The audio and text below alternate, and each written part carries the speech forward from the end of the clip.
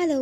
9 October ছিল বিজয়ের birthday. প্রত্যেক বছর এই দিনটা ওর সাথে কাটালেও আজকে আমায় অফিস আসতে হয়েছিল। তার আগে দেখে নাও, বিজয়কে আমি একটা এয়ারপড গিফট করেছিলাম, যেটা বার্থডের আগের দিন ছিল। আমি অফিস পৌঁছে গেছিলাম আর একটু কেকও মেরে নিয়েছিলাম। ভাবছিলাম কখন বিকেল হবে আর আমি শ্রীরামপুর যাব, তো আমার ট্রেনও চলে এসেছিল যথারীতি। তারপর আমি পৌঁছে গেছিলাম আমার পছন্দের শহর শ্রীরামপুরে। আর নেমে দেখছি বিজয় আমাকে নিতে এসেছিল, ওকে নিয়ে গেছিলাম ওর বার্থডের কেকটা কিনতে। কেমন হয়েছে জানিও।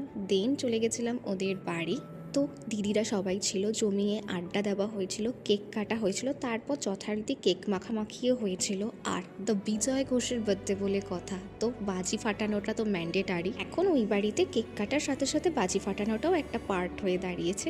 তো সকলে মিলে বাজি ফাটিয়েছিল, আমি দেখেই ছিলাম, কারণ খুব একটা সাহসী আমি নই, যদিও এবছর কালী পুজো থেকে আমি সেই সাহসীটা নিয়ে নিয়েছি। এদিনও স্নিগ্ধা, বনি, রূপম কেক নিয়ে এসেছিল, একটা ছোট্ট বার্থডে সেলিব্রেট করা হয়েছে। চলো টাটা, দেখা হচ্ছে নেক্সট মিনি ব্লগ।